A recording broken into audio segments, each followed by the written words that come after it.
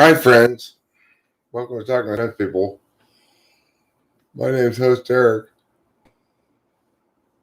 I'm the host of Talking. I just woke up. Are you moody? I'm a little moody. I've noticed lately I've been pretty moody. Watanabe Fasudo. I'm alive. I'm moody but alive. I had a good night's sleep last night, but I still feel kind of tore up. I don't know. Probably the best thing that happened to me yesterday was I met a person whose name anagrams to Butt Hug Funagamo. That was pretty good. That was a pretty exciting moment for me yesterday.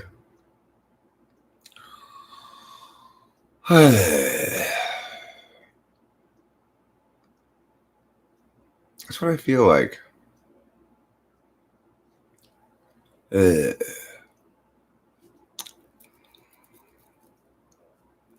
had a dream that your boss drowned to death in a brownie batter, huh? Well, it is difficult to breathe while under brownie. I also had a dream where I was underwater last night, interestingly. I had to deal with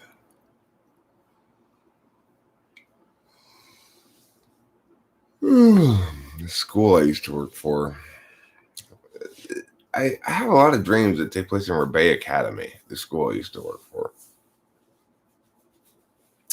In this case, we were in some kind of basement that doesn't exist there, and it was entirely submerged with water. But there were people sitting down under there, underwater, and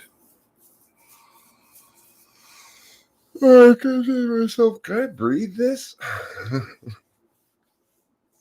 It seems like I'm breathing this.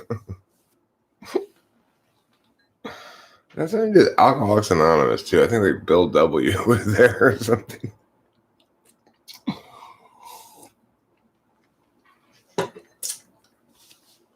Which calls for a bong if anything does. We're out of weed, so I gotta go to the weed store. But it's not open yet.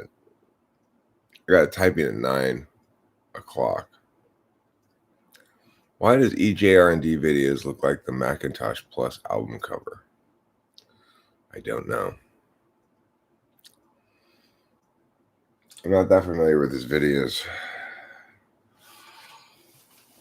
He was still doing cognitive function stuff when I first came around YouTube.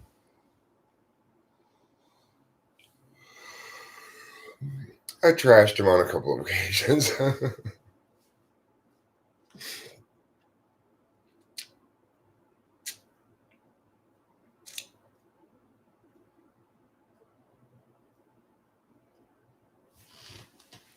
Yeah, he got kind of ESTP-ish with me a little bit. You know, pew pew. But, you know, he's God's friend. I don't know if you're aware of that. I made a hilarious video in which I explained that I was God's Facebook friend, but that I wasn't sure God was really feeling it because he never liked any of my posts. You're very aware. You're very aware of what? Fucking? Pow pow yourself, mofo? Okay. Pow. I'll pow myself. That's fine. I deserve it. That's for sure.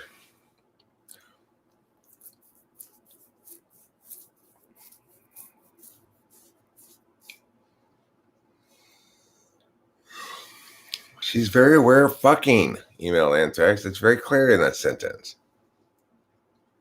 She's very fucking aware. Isn't that right, Tiny Man 66?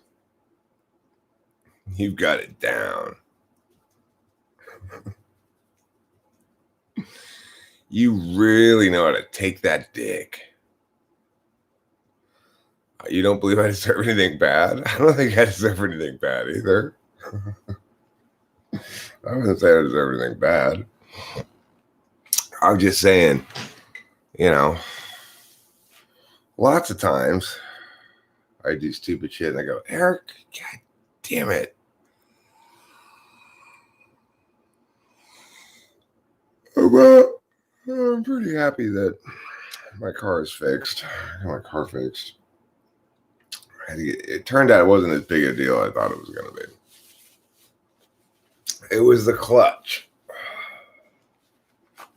Still kind of a big deal.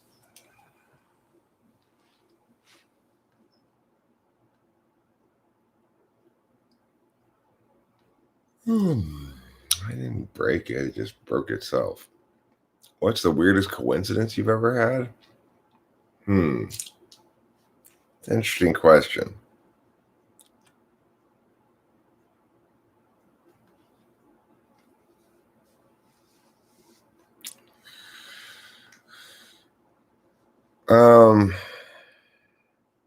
I mean, the thing about that question is, the Anthrax. I do not want a Yaris, okay? Just get that out of the way right now. I am not in the market for a Yaris. No, I like my car. It's cool. I like having a cool car. Like, not exactly. It's the right kind of cool, I don't want to drive around in a Mercedes or something like that, or a Lincoln Town car or a Cadillac or whatever. But I also don't want to drive around in a Yaris,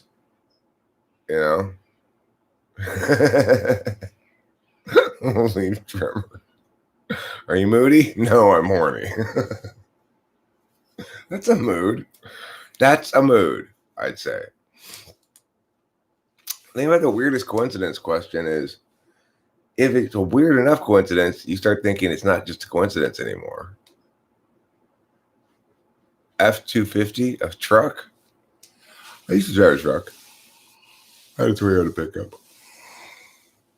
When we talk about a car you can beat to shit. Toyotas, you can beat them to shit and they'll just keep on driving. Oh, you're Alanis Morissette, ironic Moody.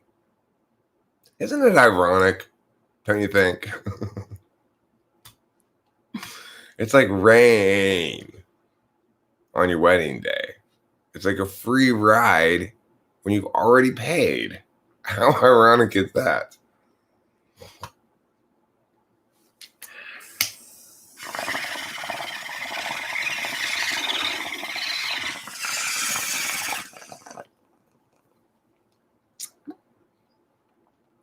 For everybody here,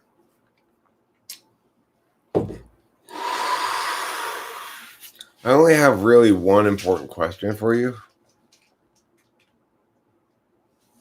What's that? Which is, will you go down on me in a theater? Because if you won't go down on me in a theater, then what is that sound? Where is it coming from?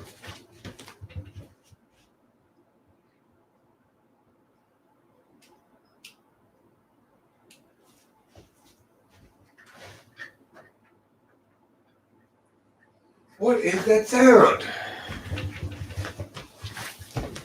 And where is it coming from?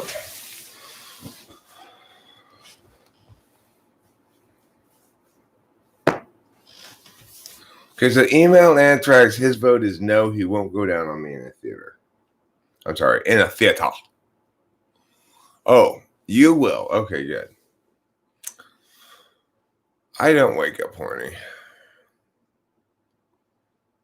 You need a better piano?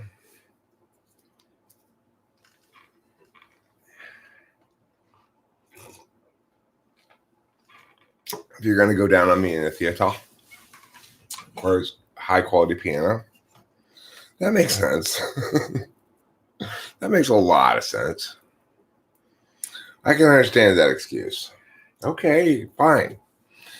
You won't go down on me in the theater because you need a better piano. Fine. That makes sense.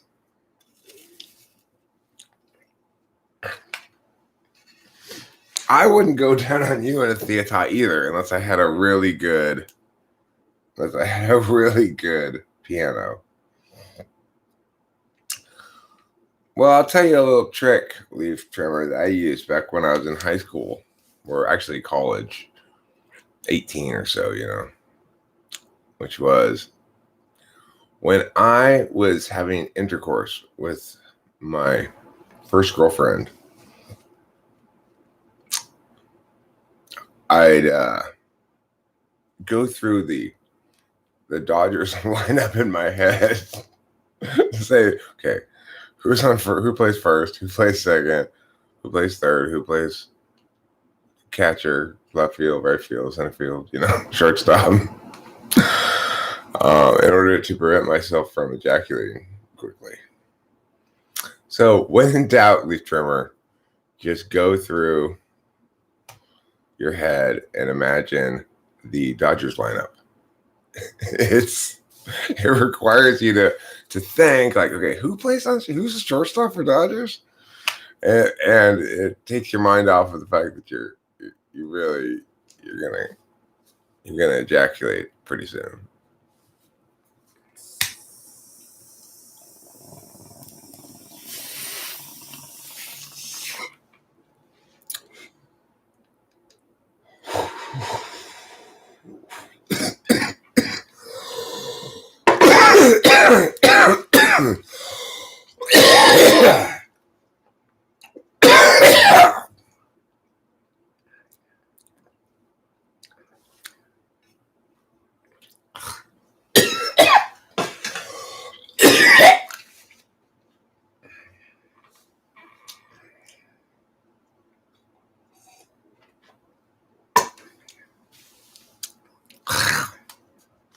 That's a disgusting, gross shake.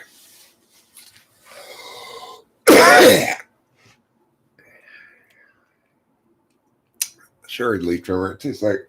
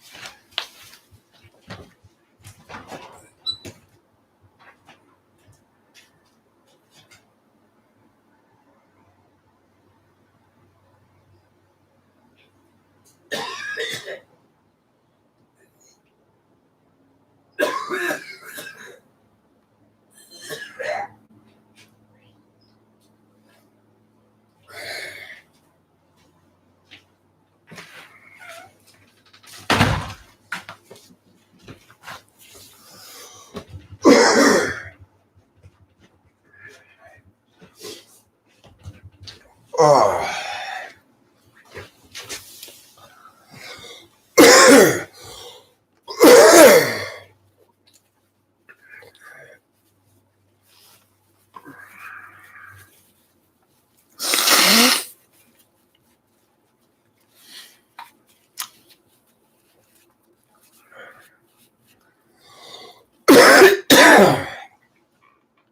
That was the opposite of a good bong rip. It was not a good bong rip.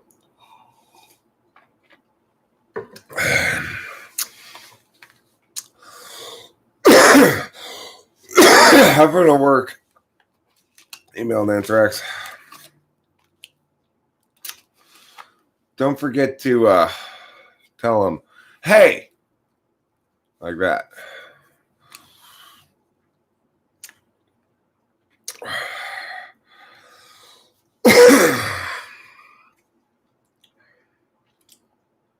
So,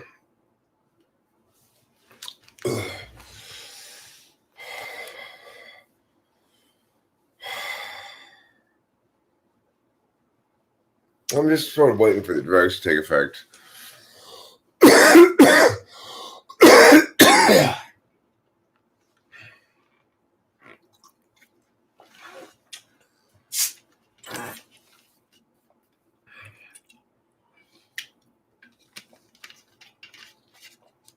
There. Better. Okay. So, Twin Star Exorcist. I've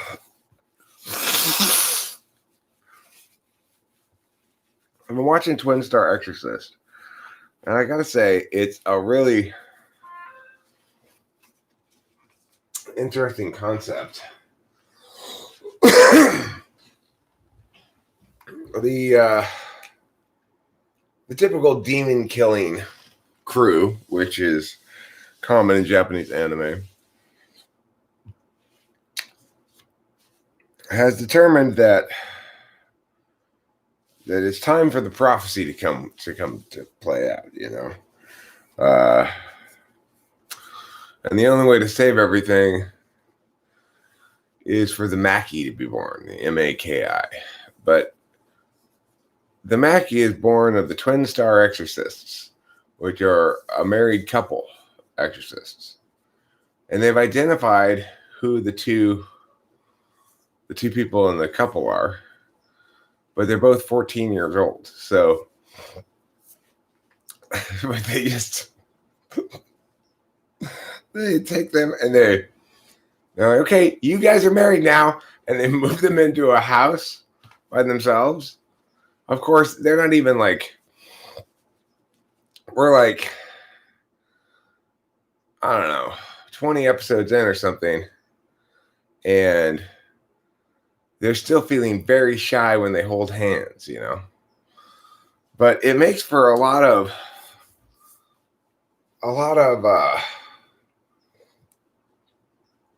a funny, good, like, it's sweet. It's a sweet show, you know. It's not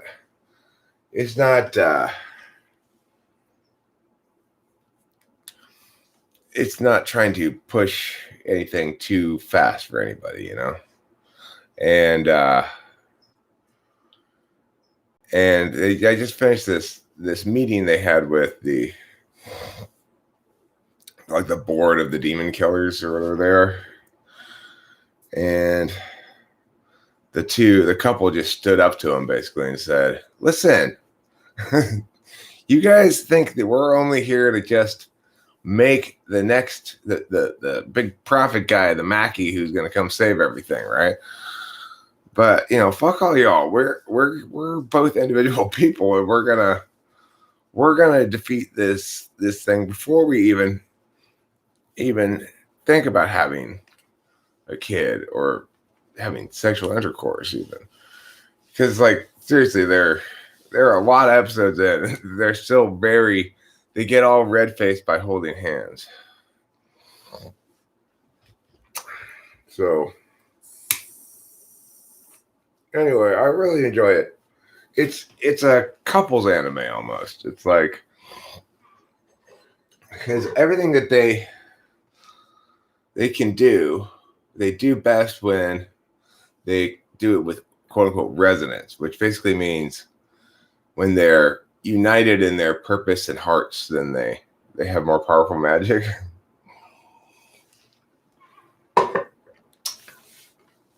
But we also watched yesterday Bobby's son. Hi, host Eric. How are you? Are you moody? I'm cheering up. My Adderall's starting to kick in a little bit. I was a little moody when I woke up. I was feeling like Moody Mooderson.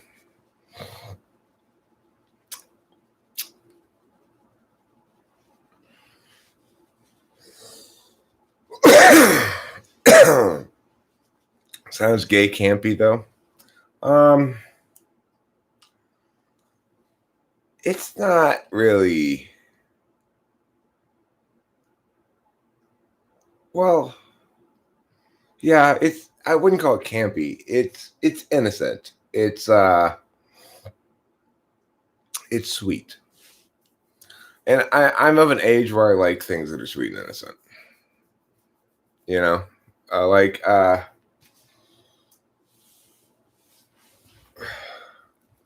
well, like I watched the first 2 episodes of Cobra Kai season 3 with Rachel yesterday, and we had to stop watching it after 2 episodes because it was so goddamn intense. If anybody's gonna object to a first 2 episodes spoiler, say so now or close your ears or something. Because I gotta talk about one scene in particular. Rachel watches it in and out. Like I'm more dedicated to it than she is, but she watches some of all of the animes that I watch, but not a lot of times. She'll watch something different on her own device, or like she'll be on Instagram or something.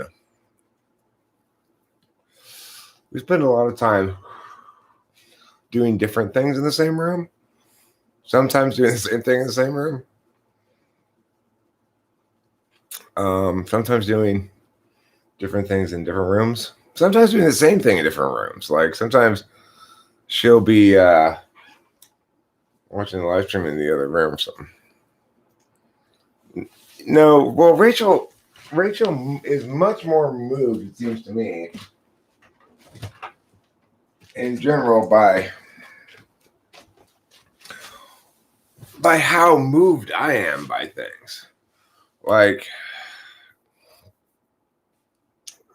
I'm like a little kid watching those things. It's all of their tricks work on me if it's good.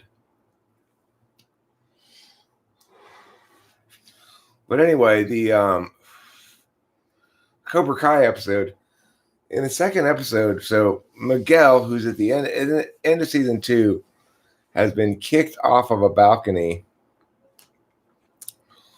and landed on his back on a railing, and has been in a coma.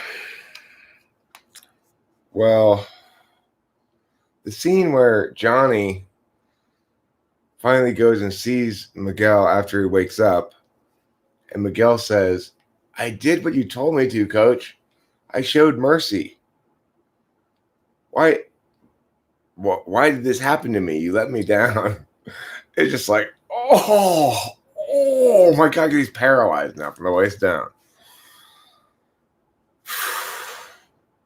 That was a tough scene. And after that episode, Rachel and I were both like, okay, let's take a break. This is too hardcore.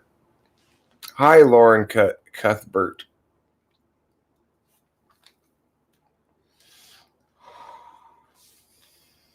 Lauren Cuthbert's here.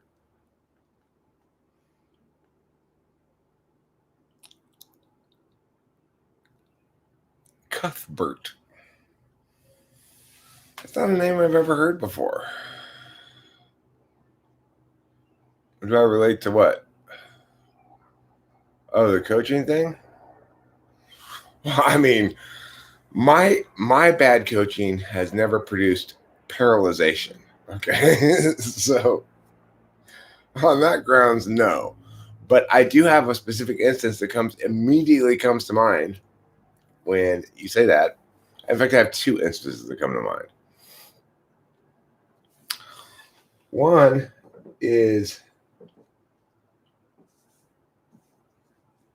it was states. It was for the state championship. And my kids made finals in Pulse C.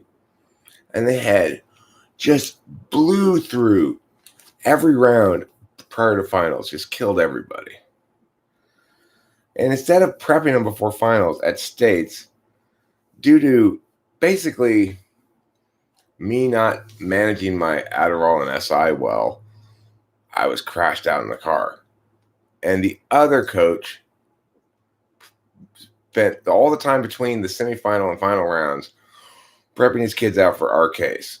And I should have been doing the same thing, but I was tired. I said, well, They haven't had any problems so far. They've just breezed all the way through semis. I mean, they destroyed everybody.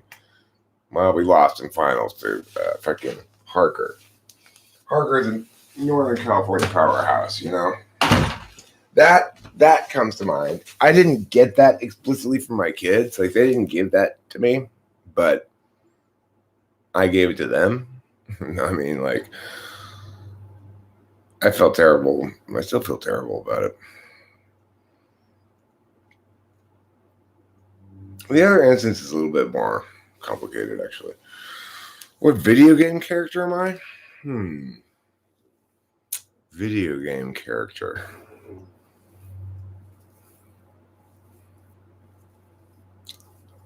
I should have 2 state champions. I should have a policy state champion and a public forum state champion. Instead, I only have 1 state champion under my belt. I have more nationals than states. So anyway, that brought me down. Boy, thinking about that is, oh my God. Edmund. I saw it. I saw that movie. You want to talk about a hard movie to watch? Oh, Jesus. I could not watch the scene where he gets in trouble for being a drunk with the priest and the assistant coach.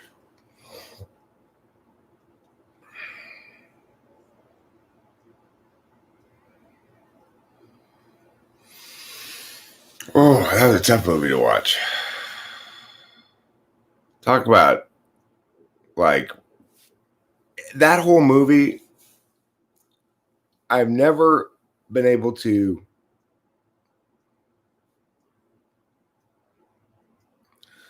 I was in the head of that guy the whole movie. I knew exactly what he was thinking. It's like I never had a movie that made me feel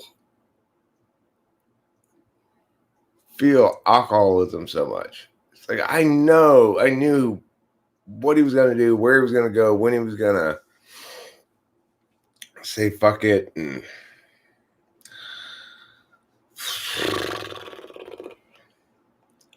I'm glad I'm not in that place anymore.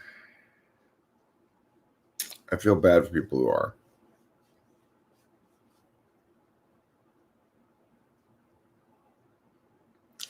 But that's part of being an SI user as well. It's like until and unless I have some experience with something, I can be remarkably dense about the basic NI truth of things, So it's like a perfect example is Rachel told me before we got together that she had bipolar mania.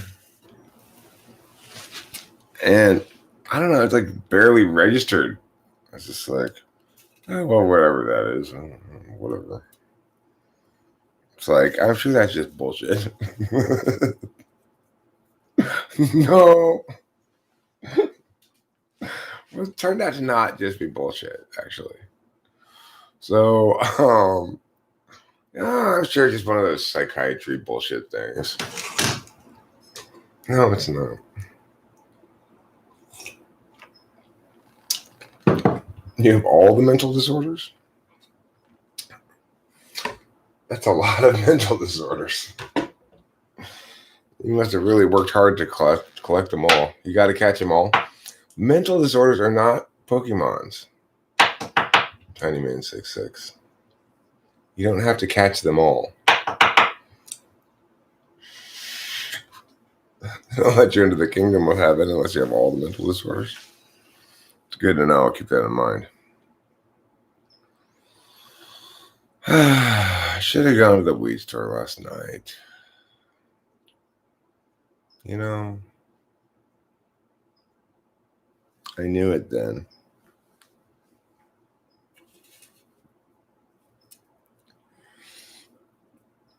You just take all these little stems out of here. Maybe it'll smoke okay. These scraps. Yeah, well, once I have some experience with something, then I feel qualified to have a perspective on it, basically.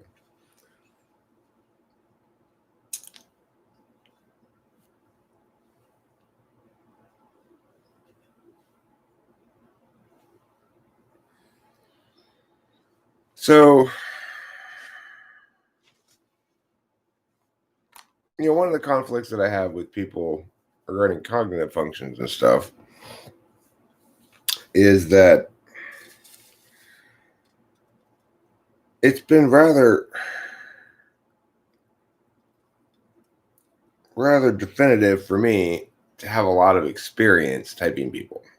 So, whoever you are, and whatever it is you're either trying or not trying to pull,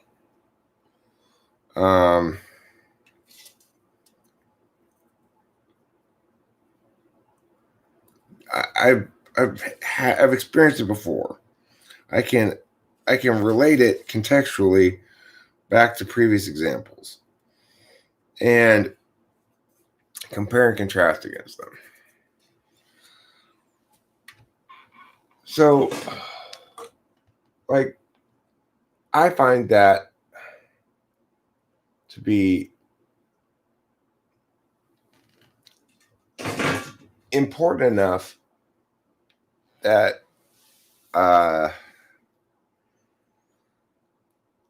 it's like when people come around and draw certain NI conclusions saying your experience is not representative of a larger truth that's more important. It can make me shake my head sometimes because it's like I spent countless hours doing this, and ENFJ, for example, or ENTJ can find it very easy, or even INFJ, to dismiss the accumulated experience as less significant than their own intuition. I've not found, this has not ever been a point of conflict between me and Rachel or anything, but like,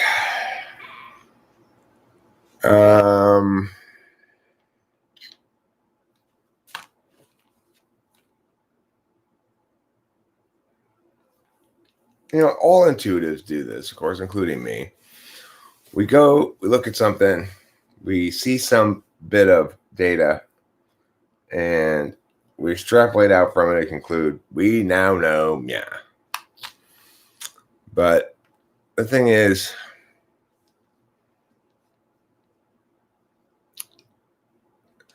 ISTP here. I'm very quick-tempered and have to take meds to calm my ass down. Any advice on how to improve the anger without meds? I know you're not a doctor, just from your experience, if you have any. Well, good news, Joshua F. I'm a metaphysician, which means I am metaphysically licensed by all licenses all the time to both diagnose things and prescribe metaphysical drugs. I'm quick-tempered too, and I'm actually Joshua F. I'm struggling with exactly the same thing, although I don't take medication to calm down. I'm very baitable, which is to say, there are certain ways you can engage with me that will make me instantly furious. And I will start to yell at people and stuff. Now, my personal anger management issue, so to speak, never manifests into physical violence. Even when I was a blackout drunk, I just, for whatever reason, I never go there. I know what the reason is. I'm an NE-DOM. I'm a talker. So, but Gen Axial is an ISTP, and he gives good advice. I liked your video on ISTPs yesterday, Gen Axial. What is Moody?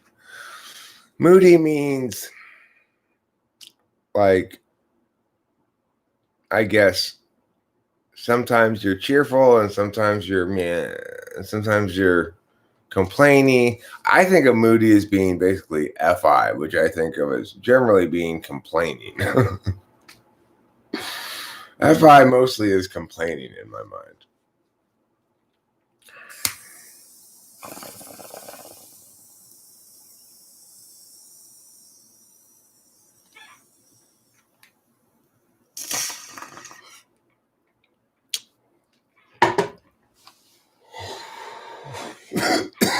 Josh F.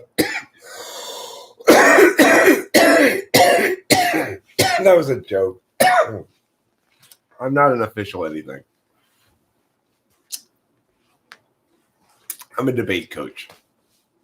That's what I actually am.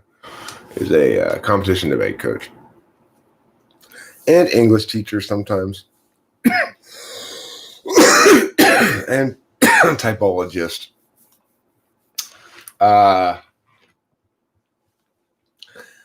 So as far as like anger stuff goes, it's actually something that I've been thinking about. That's weird. MJ says seek out a hug from someone you trust. That would, if you would ask me to come up with 1,000 suggestions, that would, I don't think I ever would have come up with that one.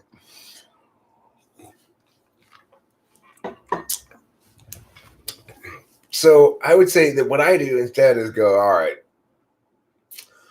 I can manage my anger when I do two things successfully. Number one, recognize what mood I'm in. If I'm in a pissed off mood, then be aware that you're likely to get triggered easily, Eric. And then the second thing is know what shit triggers you.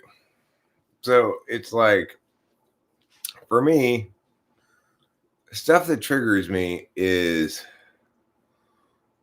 what I would call disingenuous dealings, where people are not using words meaningfully to communicate for some other reason. I don't know what your triggers are, Joshua, but let's say it's, somebody ignoring you or something. Well, then you got to kind of scope out in your head when you're likely to encounter that. What kind of context is you're likely to encounter that?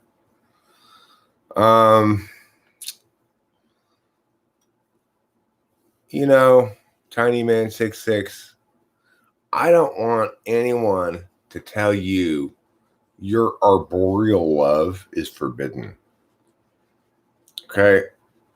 If you want to call that tree your boyfriend, you can. And I will treat it accordingly. When I see you in the tree at a cocktail party, I will greet the tree. I will ask the tree what it does for a living. And then learn that I shouldn't have asked that because they're kind of unemployed. And I go, don't, me too, though. So don't even worry about it. They're just a tree. Well, I'm just a tree, he says. Well, that's a job, I say. It's not really a job. Nobody pays me to be a tree. Okay, I get it. You're not moody, am I? I'm a little moody. Hopefully not with you, Winston's phone. If anybody deserves moodlessness from me, it's you.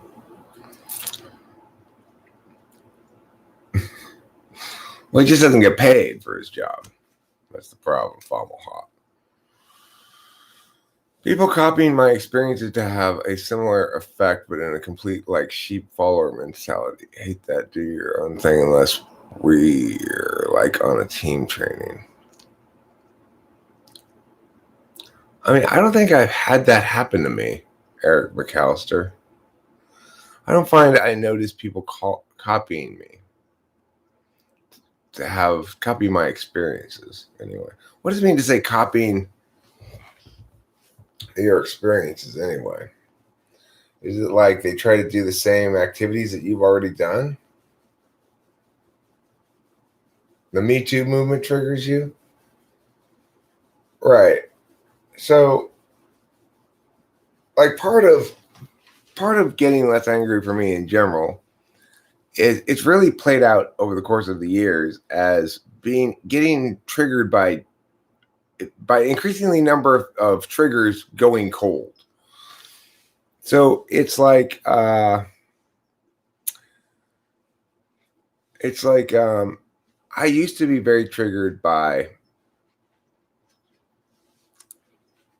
I guess when I was like a kid, I'd be triggered by religion. Later on, I'd be triggered by lots of things in politics, and politics no longer triggers me. By and large, I'm just. I mean, some people are triggered by trigger warnings. Some people, I used to be sort of triggered by the word trigger, but the thing is, it's like we actually need the word, right? To pretend like we don't need the word is to say, not only is it not the case to justify things by an emotional response, but you can't even acknowledge that you have it. So,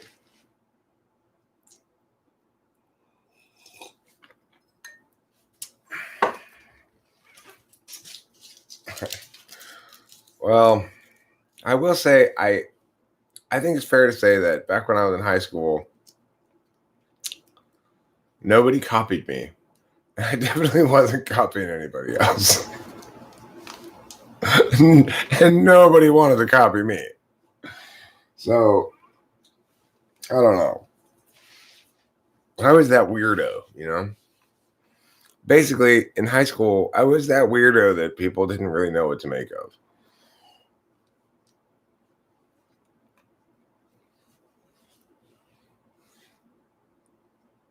Well, no, Eric McAllister, probably you were way more cool in high school than me. I couldn't pull it off. You know, this is the thing. Also, Eric McAllister, I'm pretty slender now. I was very skinny in high school, so it wasn't what you would call a puss magnet.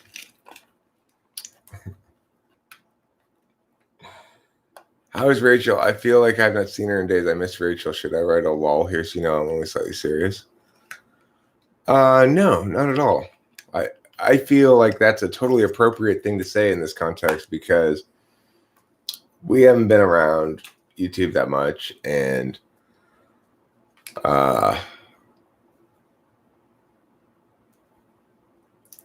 it's a fair question. Now. She's fine. Everything's great.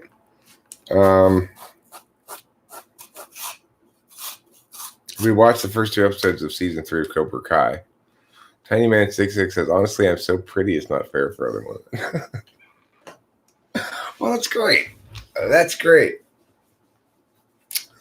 You know, I like the fact that you're not into false modesty. I've heard you express this sentiment on a few other occasions as well. I'm only 2 episodes in, Eric McAllister, and we had to take a break after 2 episodes because it was depressing the fuck out of me too. How are you all? Well, you can't hear me, Ghost Rider, so there's no point in me answering. Well, I started when I was 8 years old, Winston's mom, which means 1979, and I left when I was 14 years old, which was 1983, 84, something like that. Imagine if women were honest about knowing they're hot. Well, the thing is, Tiny Man 66, hot and pretty are different things.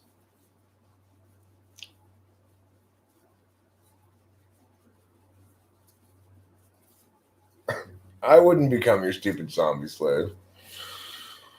I'm not that physical of a person. I'm primarily metaphysical. Your Jedi mind tricks don't work on me, lady.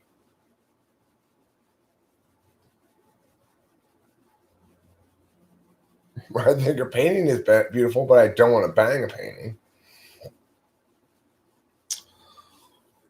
The only person I'd ever cheat on Rachel with would be the Mona Lisa, the painting in the Louvre. I'd fuck the shit out of that woman's face. I'd fuck that mysterious smile right off her face, let me tell you.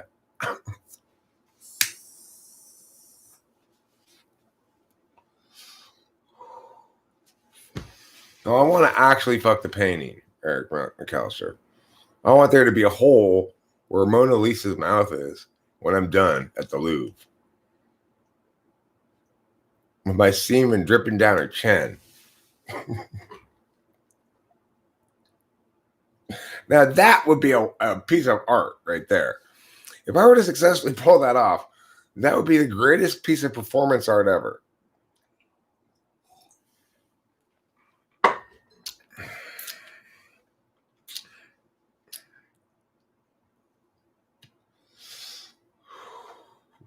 Mona Lisa's a tranny? No, she's not. Don't say that.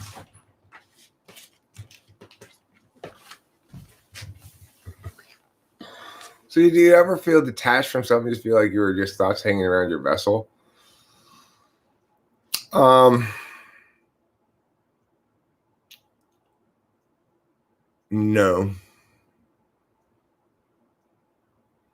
I don't really feel like that. I think that's because that's something you experience as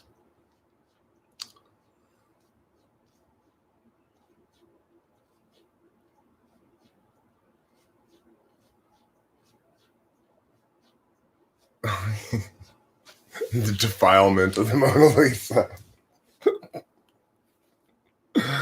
Rather, Vicky, that is not true.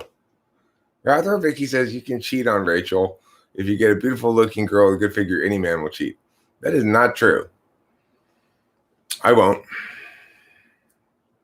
For one thing, there's absolutely no possible way I could get away with it. I'm so accustomed to living without secrets. My opinion on loops, I don't really believe in them much, but I will say that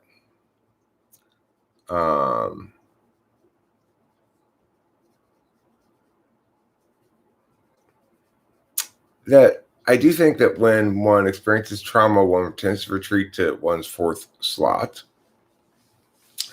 And I have experienced what I would call,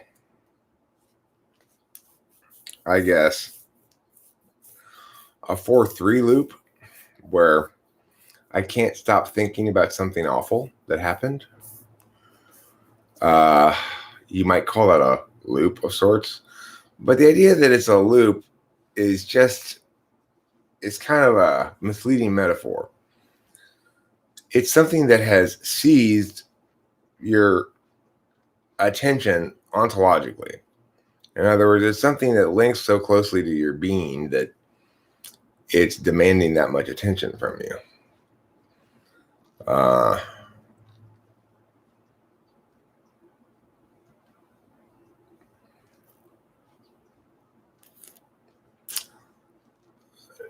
No, I'm saying for one thing is what I said. For one thing, I know I wouldn't get away with it. In other words, I'm aware of a variety of consequences that go along with it. One of them is, the most important one is, knowing that you have cheated. Knowing that you have cheated is something that goes along with cheating. Then you have within you this knowledge, and you're going to have to do something with it. You either keep it secret or you don't. If you don't keep it secret, then your relationship's over. If you do keep it secret, then your relationship's over. as far as I'm concerned. You know, so that's not the case that Rather Vicky.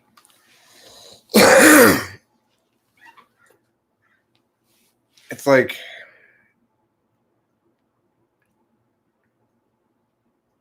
what I realized when I was briefly single is I could easily enough fuck my way through the community. And I have zero interest in doing that. I prefer things that are exclusive of the idea of sleeping with people outside of my relationship partner. Everything's a package deal. You don't just get one piece out of the bag. I just want to try to explain to FI people all the time. You get bag A or bag B. You can't pick some things out of the bag. It all goes along with it. FI people sometimes don't get that. It's like I've been the other man in where the woman was cheating, and she didn't seem to get that. She didn't seem to get that she had chosen box A, and that necessarily meant meow, meow, meow, and meow.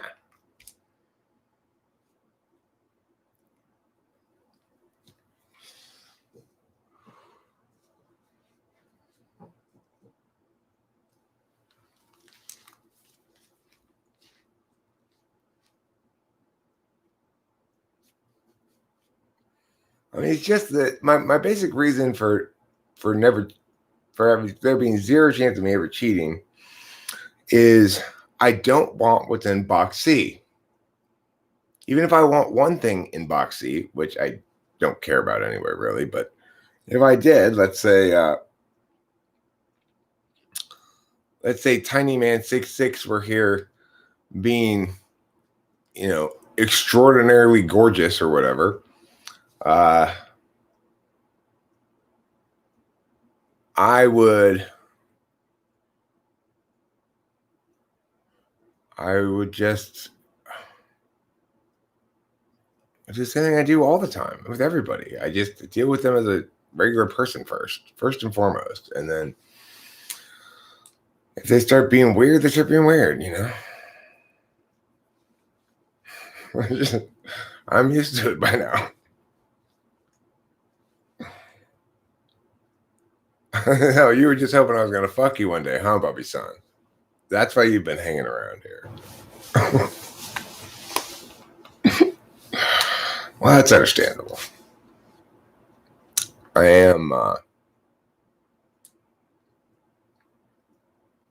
am this generation's Jean-Luc Picard. And he was voted People Magazine's sexiest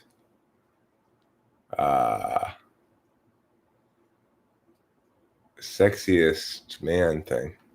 Do you think that falling in love looks matter for? Yeah, they do. They do matter. Surprisingly. I would have used to said no. But yeah, it matters. Like, I mean,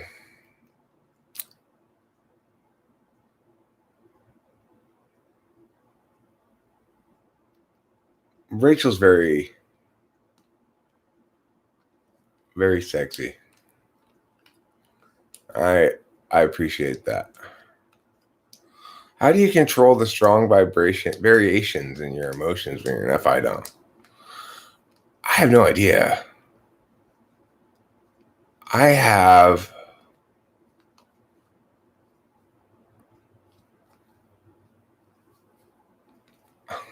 yeah. I think about that a lot, Winston's mom. Actually, the idea of an INTJ or an ISTJ, both. Because I have an ISTJ who also holds me and us precious, which is Cameron. And I always feel so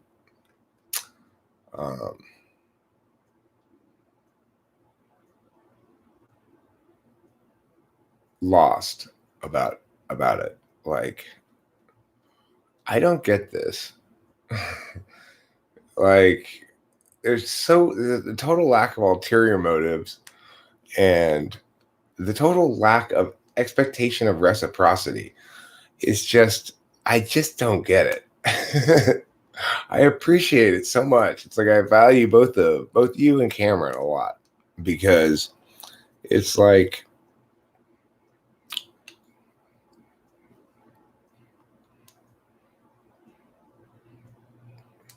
it doesn't require stuff of me. I'm so glad to hear that, Isaiah. I really am. It's what you're meant to do.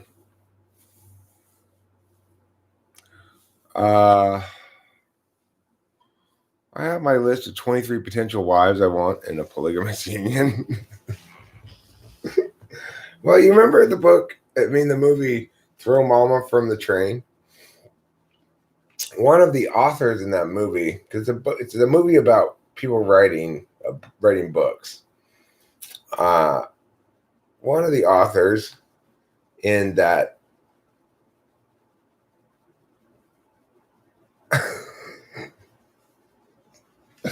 Tiny Man 66.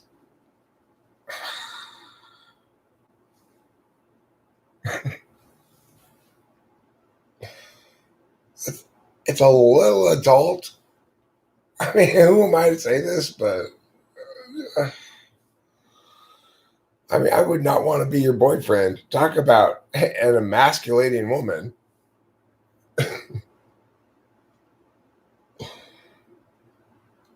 The 78 men before me.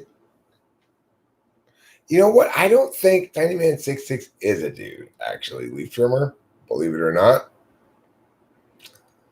I don't think so. I actually don't.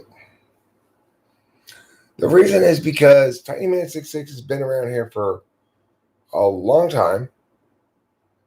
And I remember kind of,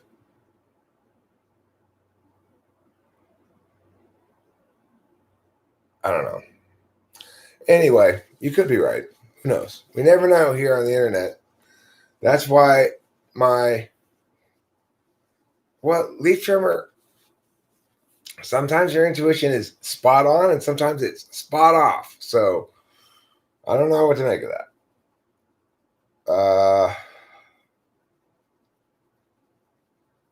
I agree that statement right there is something a dude pretending to be a chick would be.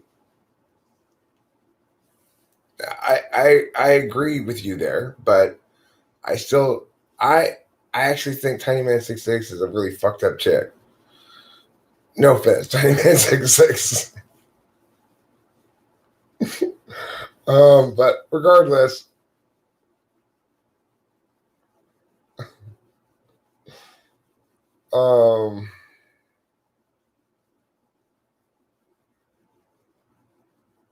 yeah, well, she's acknowledged that on multiple occasions in the past, which is why I kind of felt like I just mentioned it. Anyway, I'm gonna have one husband and shower him with love if I ever find one. Well, Lauren Cuthbert, you sound like exactly the sort of woman that Leaf Trimmer is looking for.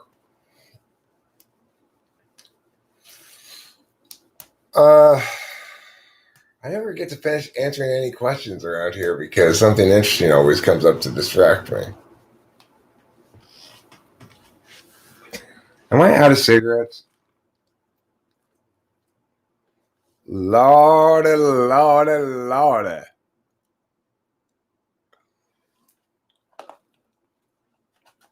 It'll be funnier to see me try to argue for the death penalty in front of a humanitarian socialist group. I'm not in favor of the death penalty.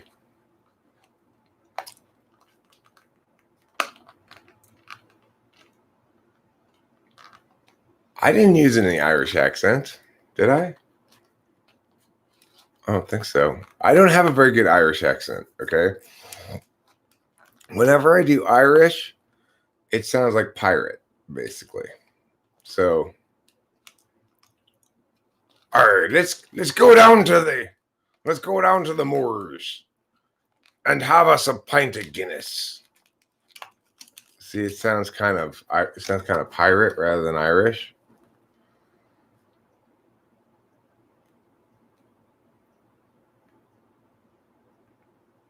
Should you shave?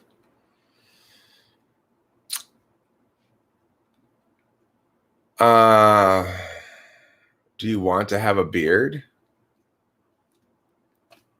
or not?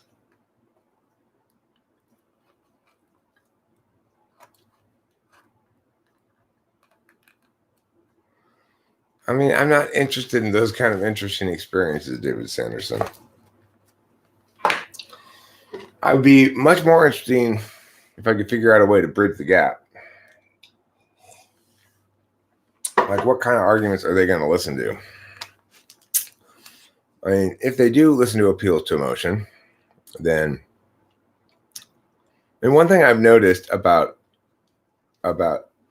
FI leaning people politically is that they tend to not consider one half of the equation. So, for example,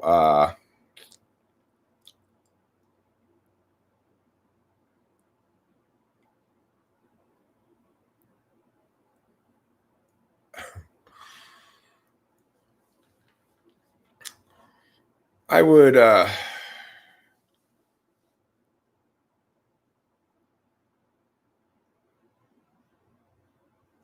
well, but I mean, this is the thing. It's like, let's say I were going to try to argue in favor of the death penalty.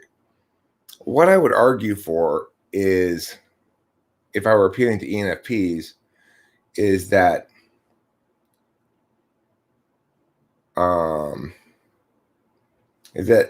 the victims' families continue to suffer, each of them, more until that person is dead. That if, in fact, that's the case, and that there's a family, right or wrong, who thoroughly believes and won't feel any sense of closure until this person's put to death, then the net suffering is maximized by letting them be alive or something.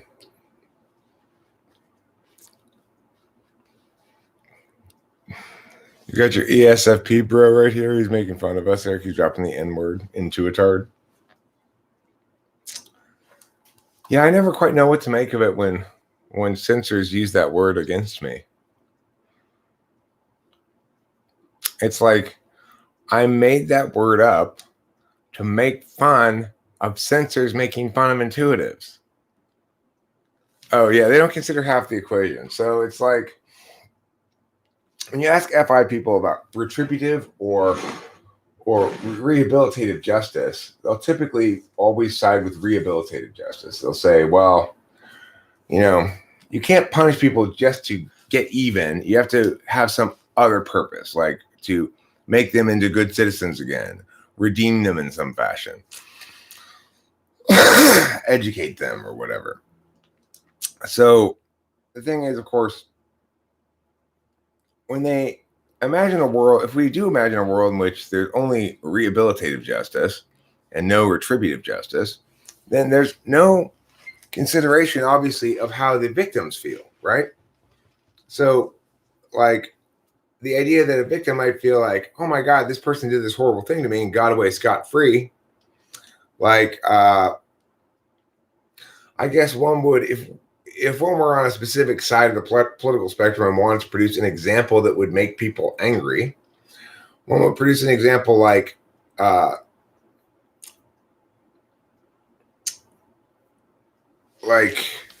rape in a Scandinavian country from an Islamic immigrant getting a very light slap on the wrist due to cultural differences or something. Okay. That would be the worst the worst case example of rehabilitative justice trumping actual justice.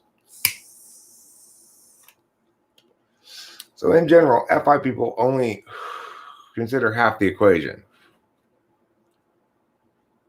Yeah, isn't that amazing, CJ O'Connell? I made up that word as playing the character of Rick Benson, who's an ESTP making fun of intuitives.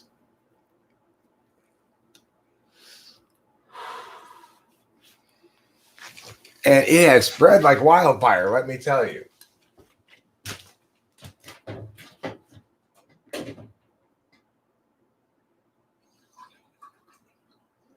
I'm heating up a cup of coffee here.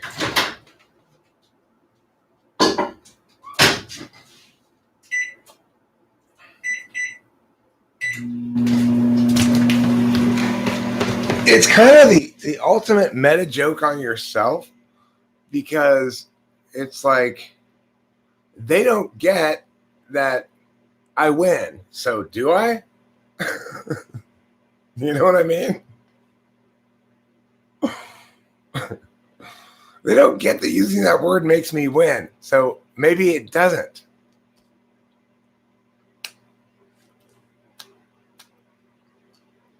How do you argue with BLM types? ISFP, ISTP, ESFP, ESTP? I just tell them that they're racist and pro-police, and they want to let police get away with murder.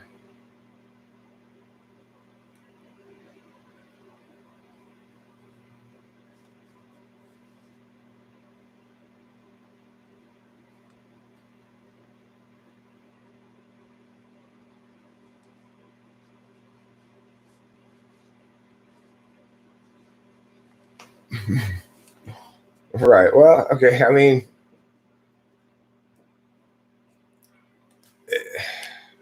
but it's also part of the truth of reality that needs to be expressed, which is intuitives for far too long have gotten away with thinking themselves superior and thinking that being intuitive is superior, and not acknowledging that it also comes with being intuitarded.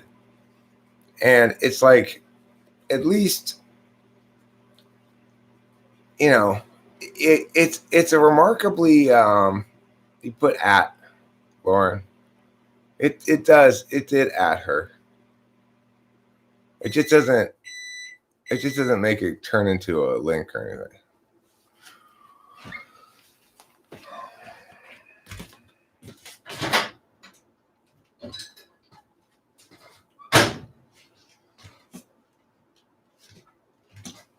It's like, at least now, when I once again bump into something and spill my coffee all over myself and break my nose and lie on the ground and there's nothing near me except my own feet, at least I can say, well, I'm being an intuitard again. In other words, I recognize it as going with the territory of being so metaphysical rather than simply a failure, you know?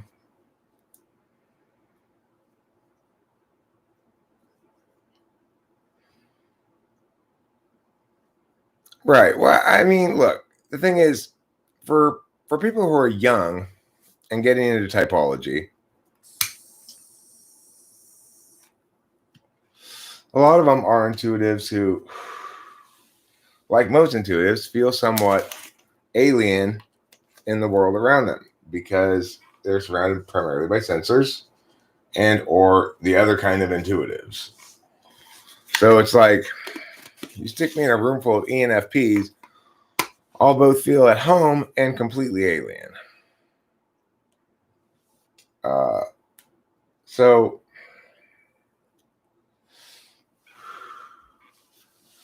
the thing is, it's like, you take a circumstance like my kid Jeffrey and his mom.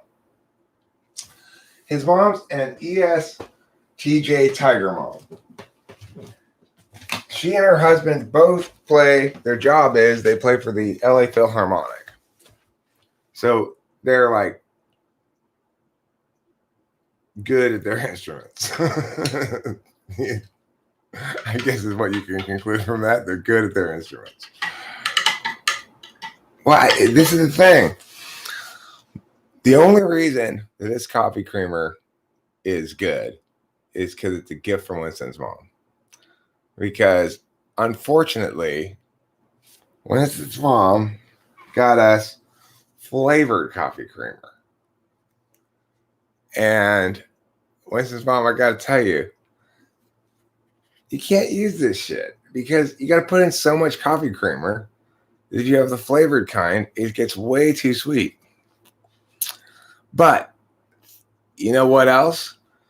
At least I'm able to drink coffee this morning. Whereas if I didn't have these backup flavored creamers, I would not be able to drink coffee until after I went to the store to get regular coffee creamer. So it's really a lifesaver. It's really a lifesaver, Winston's mom. And I'm not complaining about it, okay?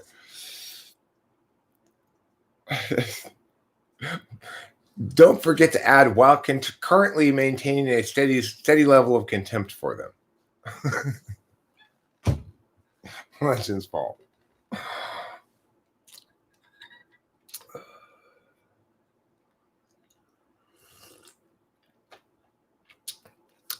It's good to have a couple ESTPs around. Mackenzie and Legends Fall are here, so in case something in the physical world happens, we'll have people to consult.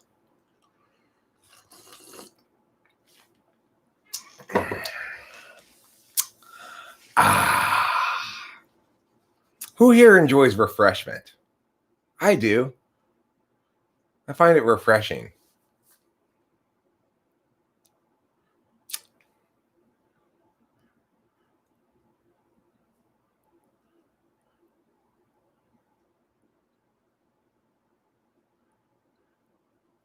I believe it, Legends Fall.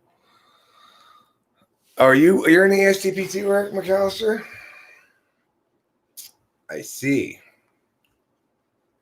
Well,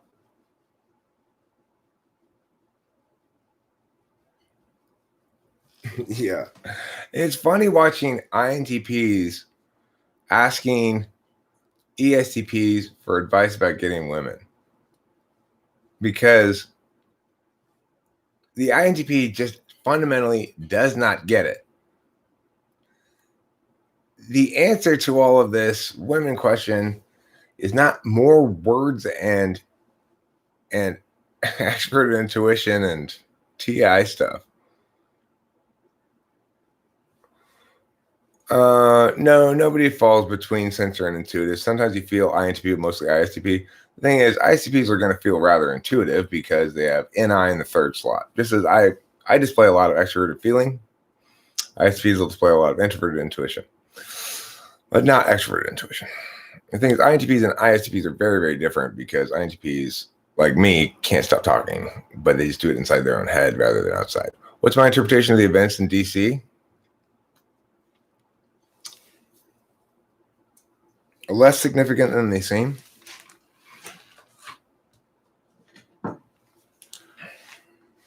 I don't think it's a big deal, really.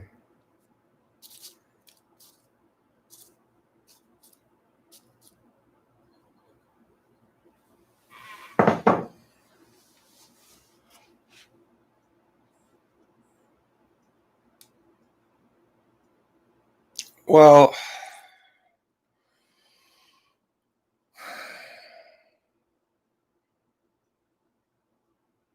I mean, I like typing other FI polar people. FI polars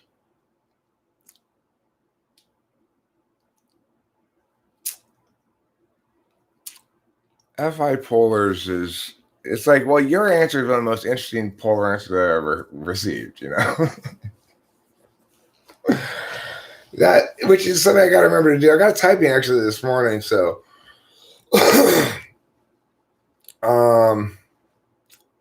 when I asked Mackenzie if she had to drown one, a cat or a kitten or a puppy, which would she choose and why? She said a puppy because it would struggle less.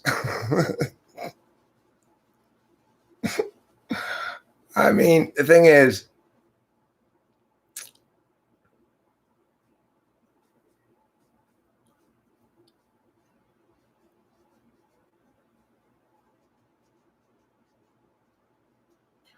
I guess another kind of FI polar question or FI polar answer would be, well, like, what's the general purpose for killing this puppy or kitten, so I can know which to choose that will maximize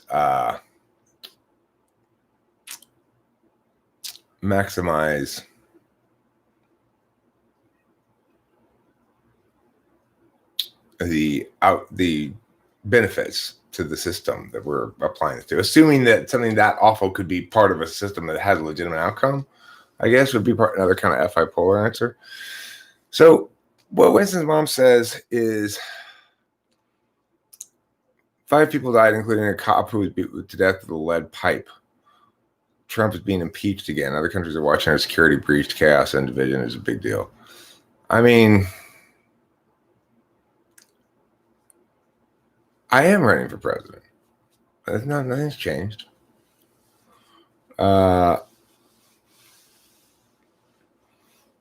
So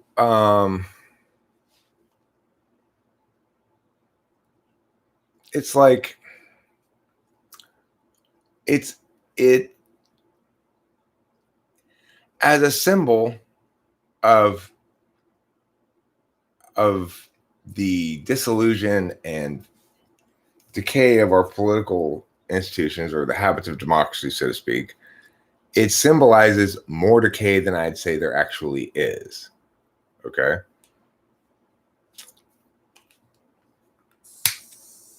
That's what I'm saying. Basically, it looks worse than it is what I'm saying. I'm going to, David Sanderson. Don't worry. I think about it every day. Every day.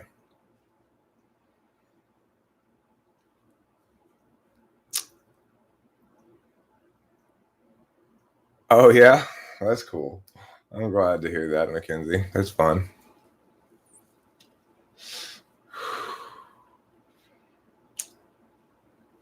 I'll begin with, hello. My name's Eric Strauss, and I'm a very stable genius. You take shit apart while isolating myself. Then in times I do nothing, and I'm in my head all the time. I have no social life or need of. I'm very agile and good at sports. Well, notice how you say you take shit apart in your head all the time, right? Whereas INTPs,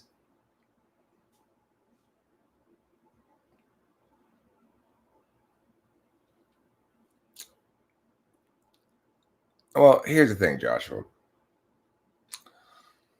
If you're the kind of person who can make up poems on the fly real easy, then consider yourself possibly an INTP. So, like, INTP will be able to do this. To take apart another thing electric does not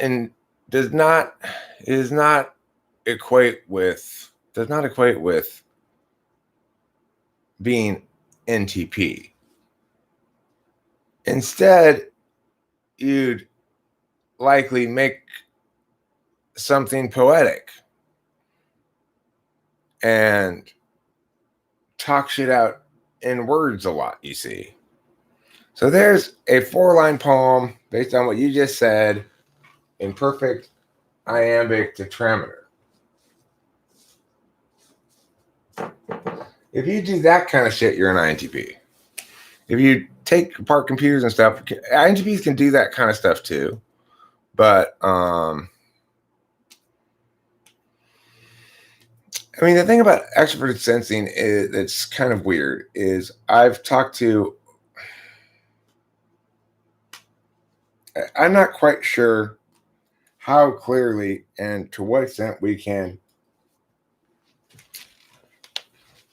meaningfully talk about extroverted sensing as primarily like physical deafness in the world, because I don't see my daughter as being particularly physically. Well, I mean, she kind of is though. See, that's the thing.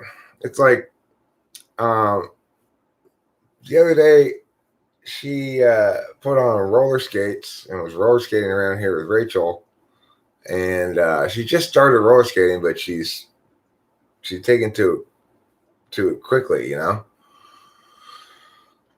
I think I'm quite confident that I couldn't roller skate, and my daughter's fairly tall for a girl. She looks taller than she is. I think she says she's 5'7", but she seems like she's taller than that.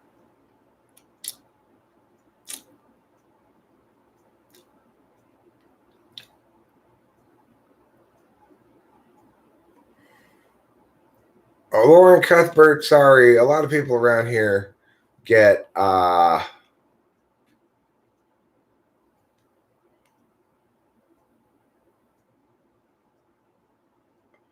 get suspiciousized because we do have a lot of fakers come around and try to pretend to be somebody else and then actually be But I don't think you're a faker at all. I think I remember you from before.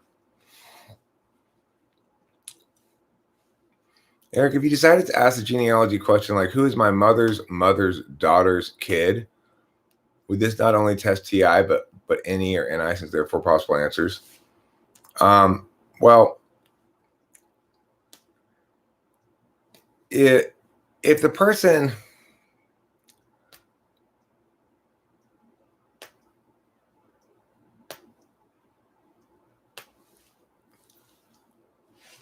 okay, so yeah, most people have said, isn't it you or your sister, leaving out the fact that it could be your cousin or brother? I would say that probably TI12 would say you, your sister, your cousin, your brother.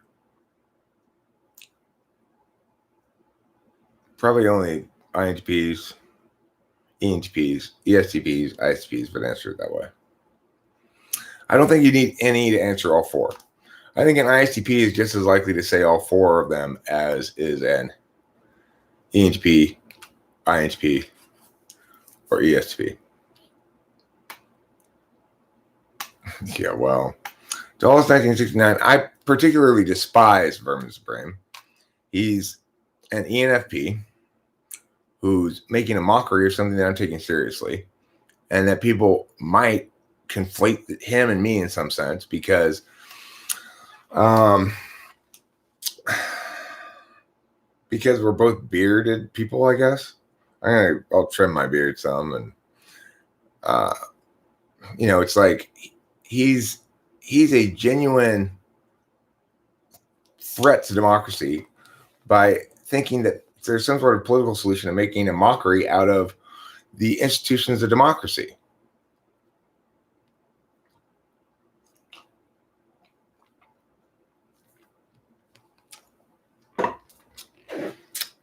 Anybody can shit on problems. You're not teaching anybody anything meaningful at all, Vermin Supreme. Nobody's being woken up by your stupidity remotely. If anything, you're making things worse by contributing to the lack of meaningful discourse. So I hate that guy. I don't hate him because he's an ENFP. I hate him because of all the evil he's doing for the reasons I just articulated. But he does happen to be an ENFP. That's partially why he's somewhat dangerous, because he's entertaining enough in some sense to be appealing to people. That's bad.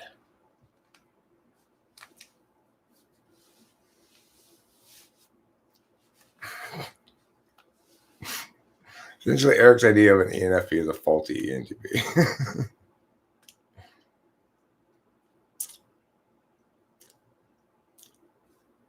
He's somebody running for president, supposedly.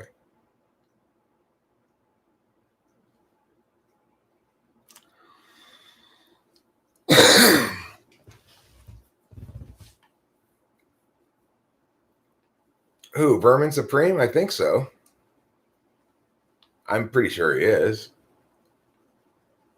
But he's not really running for president. He's making a joke.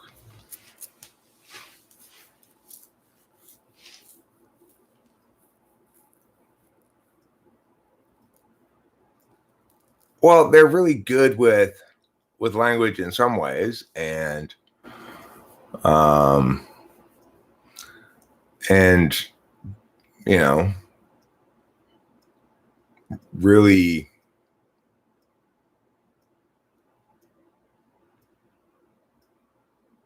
it's like they've been given the power of language with no accountability. It's ridiculous.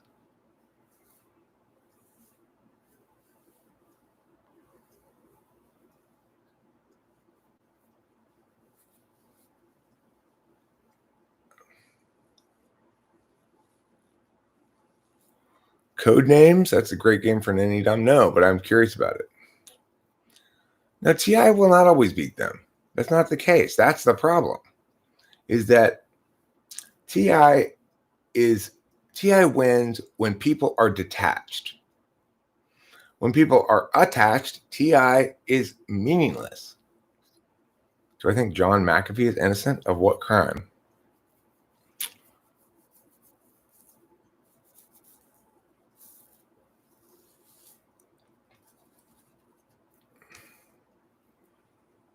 What's the difference between NI and TI? Well,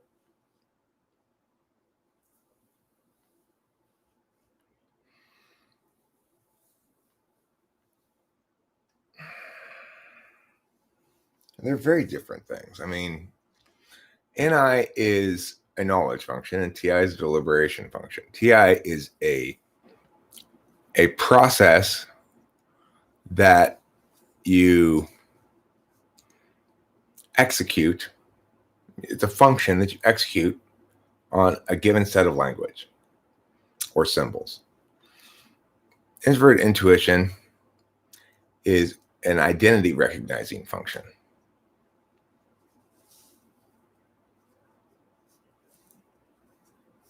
I mean, Vermin Supreme would be completely destroyed in that context because his only point is that things are bad, if he has any point at all. And my point would be, so you making a mockery of the habits of democracy is preferable to any actual effort to solve these problems, or taking things seriously, or being earnest, or caring about your country? I don't think so. No, it doesn't need logical connection, Raphael, obviously. You know this is a TV remote or some kind of remote. You don't have to logic it at all. Not the case that there's any logical connection. Remember that NI is rooted in shape constancy. So as a baby, at some point, we master the skill of object permanence and the skill of shape constancy. These are what you might call proto-SI and proto-NI. Shape constancy is what allows us to know that this, whether we look at it like this direction, this direction, this direction, this direction, are infinite possible directions to look at it. We can't experience all those possible directions, but we all know anyway that it's the same thing. That's proto-NI. So there's no logic to it. It's a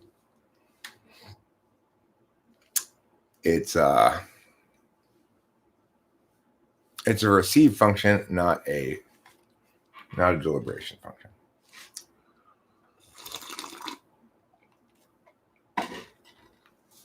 Okay, I got to split because I'm out of cigarettes and I got to type in at 9 o'clock. So I got to go get more cigarettes.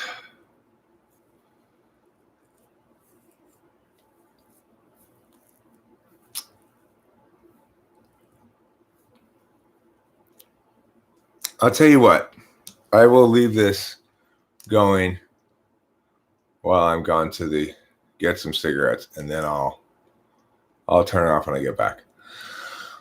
While I'm gone, I'll play this playlist for you. If you don't want to hear it, you can just mute your meow, okay? Don't bitch about it.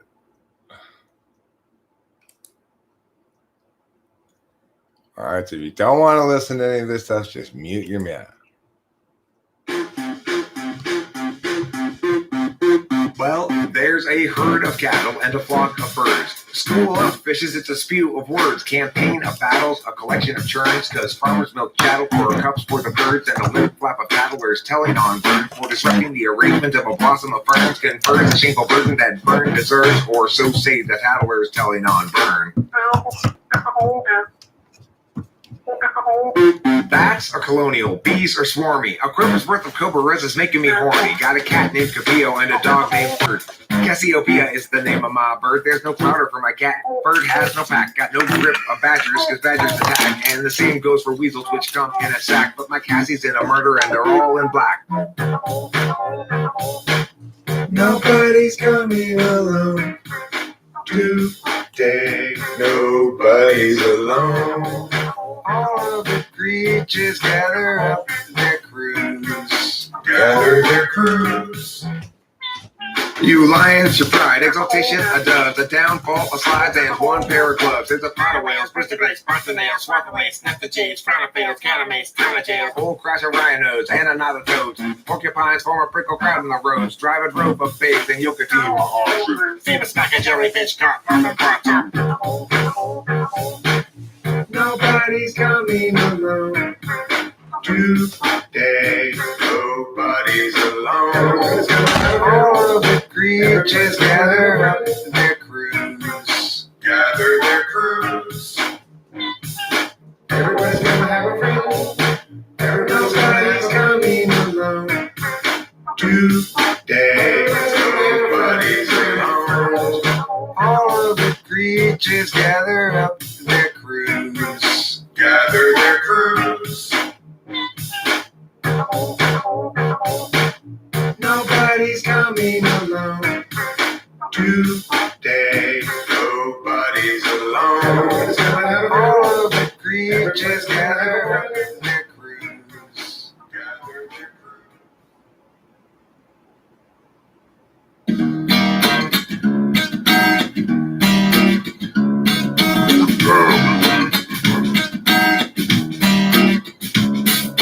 Caterpillar time. Caterpillar time. It's caterpillar time. Caterpillar time. It's caterpillar time. It's caterpillar time. Caterpillar time. We'll get ready for caterpillar time. It's caterpillar time.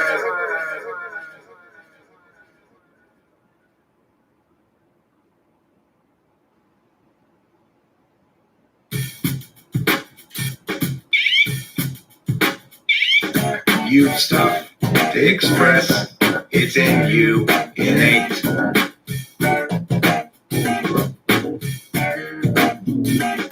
But until I'm done, please wait. Text your mate Maurice that you'll be late, at least for your plate to overflow with the bait police.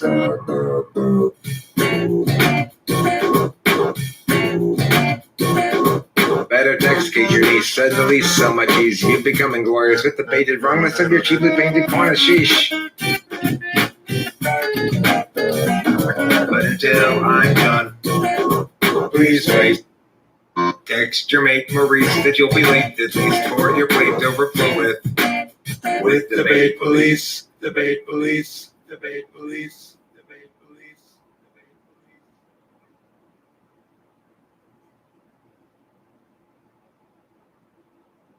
She returned from Michigan. She came back here again. Hey, when will you be free? Then I'm all Rhode Island's calling me, so I better leave before Tuesday, or else I won't arrive till Saturday morning. visited from Arkansas. I drove him to La Brea. Hey, where's good to eat? We should try that new place in Chad's I eat. It's kind of like a cross between the hat and the fancy ENTP arcade cuisine. And they're like, nah, that sounds awful, man. I'd rather eat at the mall again. Have some food by the Jews.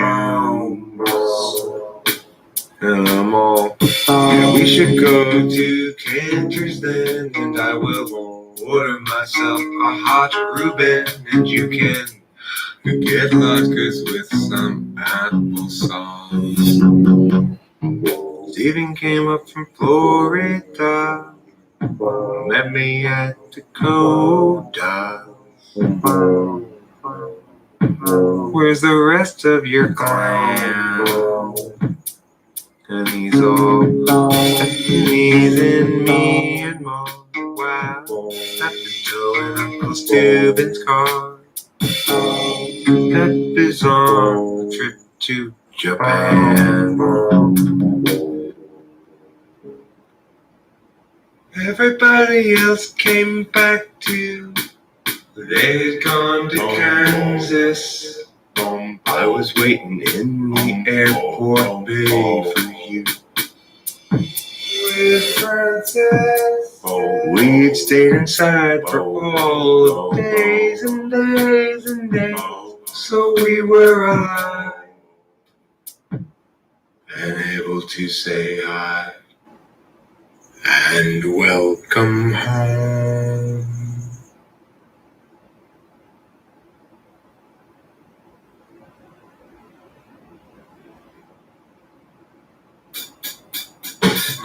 How you Europeans doing?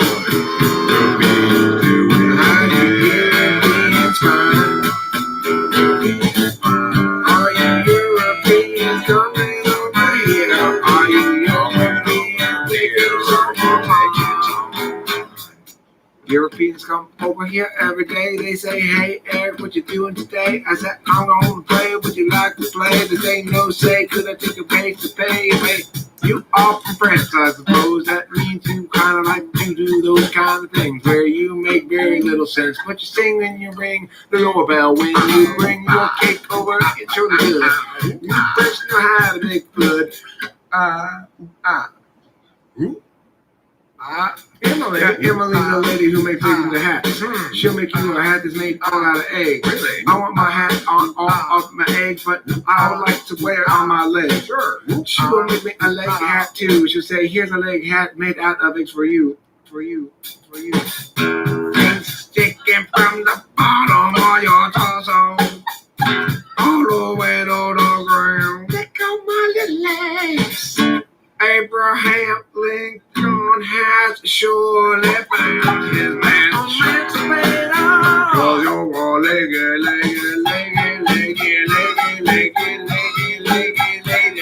the kind of thing about them new songs when they are crazy.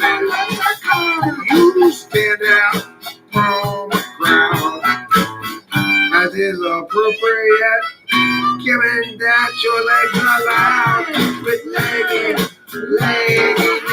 it's only pretty you should stand up all and come on office and say, hooray, leg brace, people, you're a wonderful nation.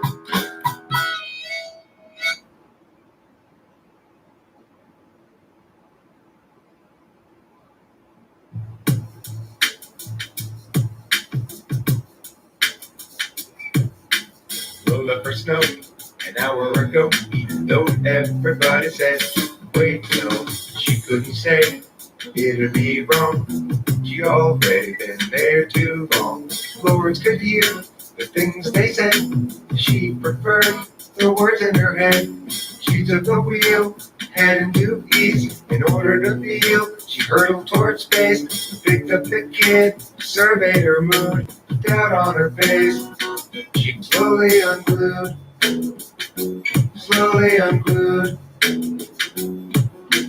down on her face, clouded her view.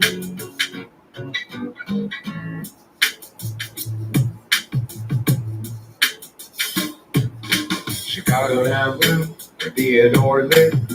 They made town, Flo and the kid. They drove to a hood where nobody should. Flo did what she said she would. Lawrence was mad, eager to shout. The kid had been bad and had to get out. Reclining in the seat, the kid was a liar, pretending to sleep. The kid had conspired. Now justice set free for what the girl did. Alone onward east. Oh, booted the kid. She booted the kid. Alone onward east. Oh, booted the kid. Her existence seems entrapped. Lawrence can't stay one place long. Now she's on her way to Joplin. But that place too will end up being wrong. Nothing you'll receive. A call from the kid. He's from Chicago, as previously said. Young like the kid, he hopped in the car. Here's what he did. He drove to a bar, outside of which stood the kid and her stuff. And quick as she could, and just fast enough, she got in the car. They drove away. She had been saved by Theo that day. Onward alone, drove Lawrence to space, losing her mind, but keeping the faith. Keeping the faith. Losing her mind and keeping the pace.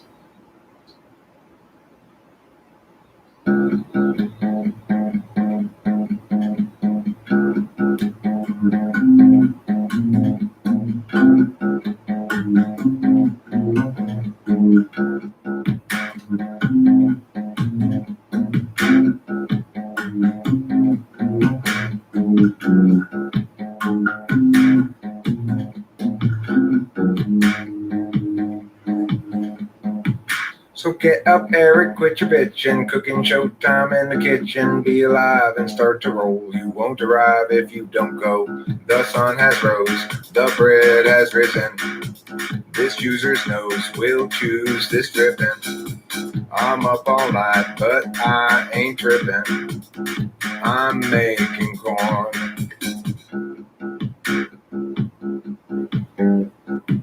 I'm gonna work all night, I'll perform, I'll accomplish outcomes, fight and suborn, all the light and scorn, I'll ignore the storms. I'm gonna gather up all of my corn.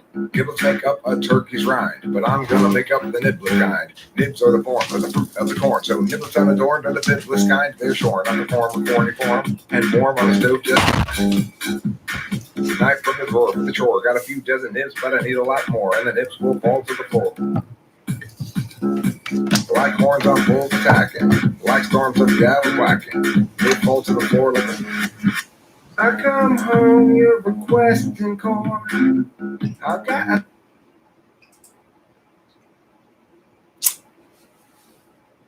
Bye, everybody. So I got a few minutes. Well, let's go quite yet.